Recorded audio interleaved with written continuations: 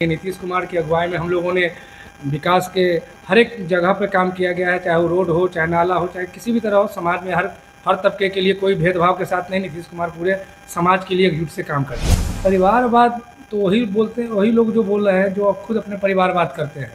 हमारे दीपा मांझी जी शुरू से संघर्ष करके और यहाँ तक पहुँचे हैं, तो वो परिवारवाद नहीं, इसको अच्छे कैंडिडेट थे हमारे पार्टी के लिए। जब आरजेडी का वहाँ पर विधायक हुआ करते थे और उसके बाद का स्थिति देखिए तो ज़मीन आसमान का अंतर है।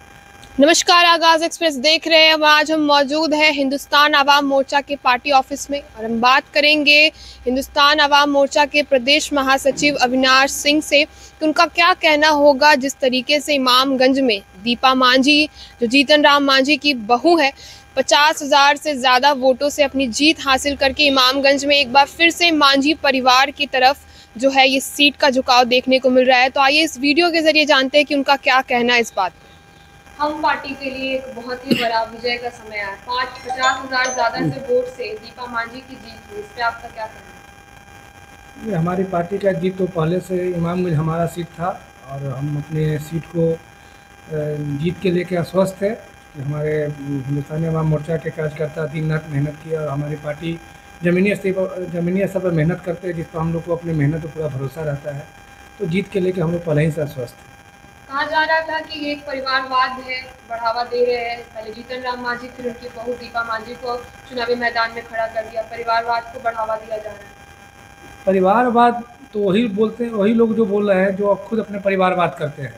हमारे दीपा मांझी जी शुरू से संघर्ष करके और यहाँ तक पहुँचे हैं, तो वो परिवारवाद नहीं, इसको अच्छे कैंडिडेट थे हमारे पार्टी के लिए और चूँकि शुरू से मेहनत किए हैं तो इस सीट का हकदार थे और अपनी मेहनत से जीत हासिल किया है। जिस तरीके से अब ये जीत हासिल हुई है, तो क्या दीपा मांझी भी उस तरीके से उतर पाएंगे, उभर पाएंगे जैसे जीतन राम मांझी उभरे हैं? हाँ, आने वाले समय में पहले से भी मेहनत करते थे और राजनीति से जो उनका लगाव शुरू से है, तो आने वाले समय इससे ज़्यादा मेहनत करेंगे और इमामगंज में जिस तरह से हमारे संरक्षक साहब ने विकास किया उससे और बढ़ चढ़ के आगे विकास करेंगे और इमामगंज को विकास के रास्ता पर और तेज़ी से आगे बढ़ाएंगे।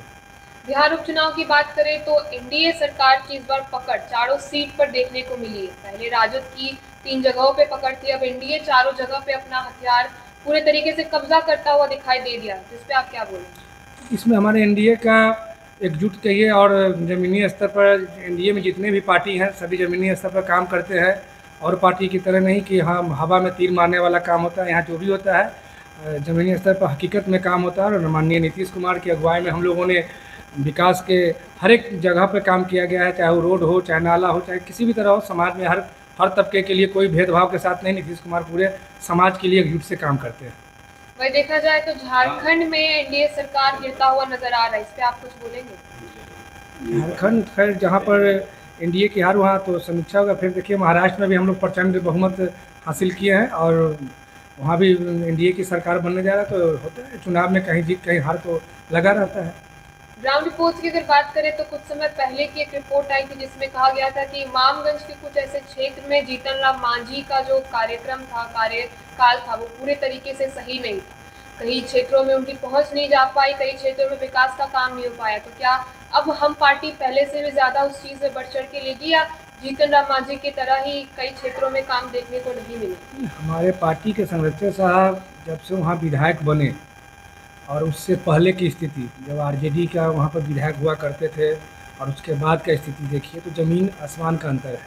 वहाँ 4 बजे के बाद वहाँ के लोगों का जो हम लोगों ने चुनाव के दरमियान घूमने का काम किया, ज़मीनी स्तर पर जहाँ जहाँ हम लोग घूमे, एक एक कार्यकर्ता से मिले, तो वहाँ के लोगों को जनता का अपार बहुमत था कि नहीं, जब से मांझी साहब वहाँ के विधायक बने हैं तब से बहुत रोड हो, नाला हो, चाहे 4 बजे के बाद लोग निकलते नहीं, पूरा शांति वातावरण कर दिया वहाँ पे। तो उन्हीं का विकास का दिन था कि आज इमामगंज में इतनी बड़ी जीत हम लोग हासिल किए।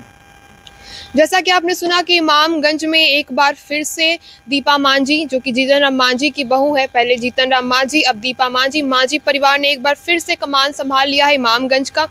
जो जोश और उत्साह से भरे लोगों में एक अलग उमंग दिखाई दे रहा है और साथ ही उनका कहना है कि जिस तरीके से जीतन राम मांझी इमामगंज में आगे बढ़ चढ़ के काम करते हुए नजर आ रहे हैं, दीपा मांझी भी उतनी ही तरीके से अपने परिवार की पकड़ बनाए रखेंगे और उस सीट पर, इमामगंज सीट पर, अपनी जीत को जो है पूरे तरीके से सफल करेंगी। तो ऐसे तमाम खबरों के लिए जुड़े रहे हमारे साथ और देखते रहिए आगाज एक्सप्रेस। धन्यवाद।